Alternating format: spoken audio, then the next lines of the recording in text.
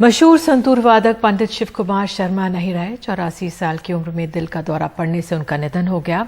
पंडित शिव कुमार ने संतूर को सिर्फ लोक गीतों में प्रयोग के वादन से आगे बढ़ाते हुए विश्व विख्यात बना दिया। जम्मू में जन्मे शिव कुमार जी को संतूर को एक तरह से जीवंत करने का श्रेय जाता है। उन्होंने संतूर के सुरों और लय के मेल से भारतीय शास्त्रीय संगीत को असीम लोकप्रियता और अंतर्राष्ट्रीय पहचान दिलाई। महान बांसुरी वादक पंडित हरिप्रसाद चौरसिया के साथ उनकी जोड़ी मशहूर थी।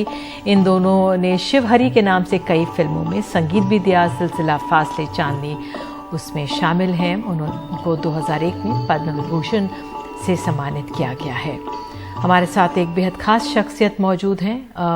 उनकी याद में उनसे बात करने के लिए उस्ताद अमजद अली खान साहब, बहुत बहुत धन्यवाद सर समय निकालने के लिए। आज इस मौके पर आपसे बात हो रही है जो बहुत दुख का दिन है शास्त्रीय संगीत की दुनिया के लिए, लेकिन अगर आप उनको याद करना चाहें, हमने एक अनमोल रत्न को खोया है, क्या स्मरण, क्या यादें आपकी?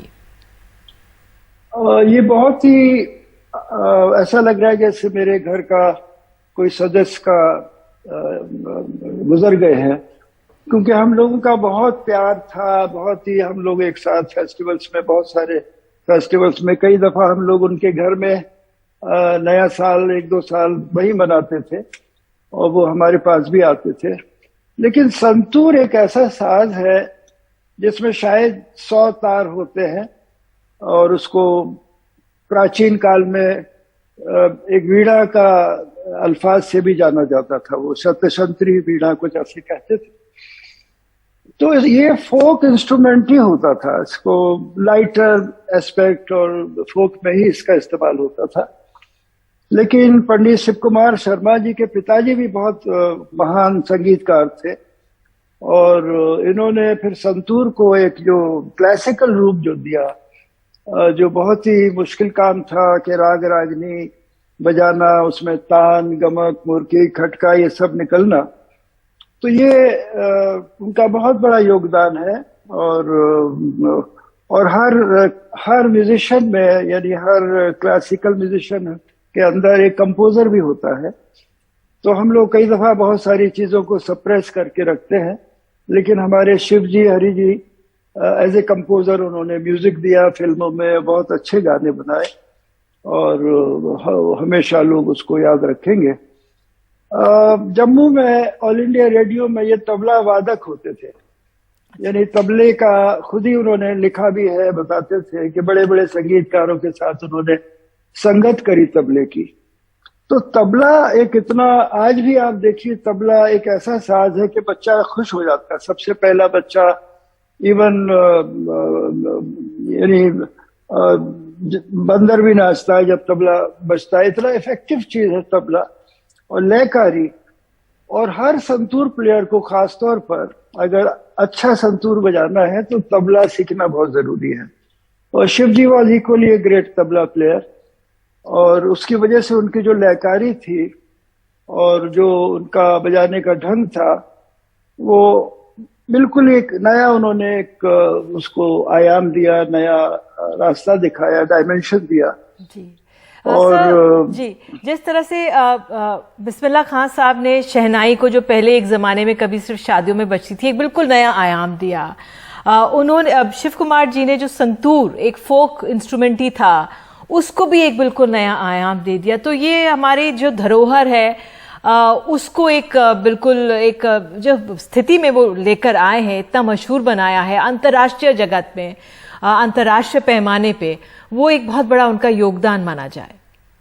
जी जी बिल्कुल। शहनाई, जैसे आपने कहा कि शहनाई का नाम आते ही उस्ताद बिस्मिल्लाह खान साहब का नाम और उनकी शक्ल ध्यान आती है। और मेरा बड़ा सौभाग्य है कि मैं 1-2 कॉन्सर्ट मैंने डुएट उनके साथ बजाया बिस्मिल्लाह खान साहब के साथ। और मेरी बड़ी ख्वाहिश थी शिव जी के साथ भी बजाने की, लेकिन किसी ने पूछा ही नहीं, किसी ने ऑफर नहीं दिया। नहीं तो मेरा बड़ा, उनको मैं बड़ा एडमायर करता था। और इत्तेफाक की बात है कि मेरी जिंदगी में जिन लोगों का नाम एस से शुरू होता है उनसे मेरे ज्यादा अच्छे संबंध रहे हैं। मेरे तबले वादक बचपन से पंडित शामता प्रसाद, वो भी एस से थे। मैक्सिमम कॉन्सर्ट्स, उनको लोग उदय महाराज भी कहते थे जी। मैक्सिमम कॉन्सर्ट्स उनके साथ हुए। मेरी पत्नी का नाम सुबलक्ष्मी एस से शुरू होता है जी। मेरा सरोज भी एस से है जी। तो एनीवे, तो शिव जी का हमारा जो संबंध था जी।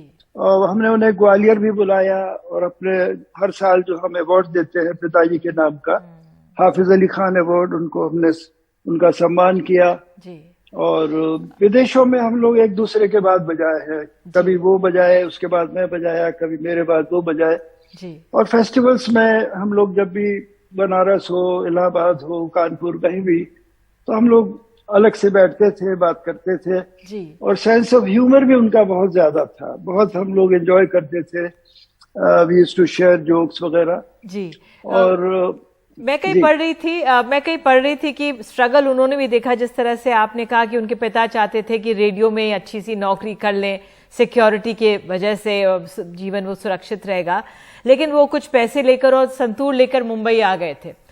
लेकिन उन्होंने काफी फिल्में हिट दी हैं, सिलसिला, तमाम, चांदनी का नाम जिक्र है, लेकिन 93 के बाद उन्होंने कोई फिल्मों में गीत नहीं दिया क्योंकि शायद वो कह रहे थे शोर ज्यादा हो गया, जो प्रोड्यूसर उनके ज्यादा चलती है संगीत में। आपकी क्या राय रहेगी जो उनका ये बदलाव आया? जी। नहीं, ये तो उतार चढ़ाव हर संगीतकार की जिंदगी में आते ही हैं कि उसका सोच विचार बदलता है और अकॉर्डिंग टू द एज, समय जैसे जैसे उम्र बढ़ती है वो सोच विचार बदलता है। जी। हमने जवानी में रात के 9 बजे से सुबह 7 बजे तक बजाया, लेकिन बाद में ऐसा लगता है क्यों करा हुआ, ऐसा क्या जरूरत थी उसकी करने की, क्योंकि संगीत जो है वो क्वालिटी का नाम है, क्वांटिटी का नहीं है। जी। लता मंगेशकर जी 3 मिनट में लोगों को खुश कर जाती थी और हम लोग कभी कभी 1-1 घंटा 1-1 राग बजाते हैं, लेकिन उसका असर नहीं हो पाता है।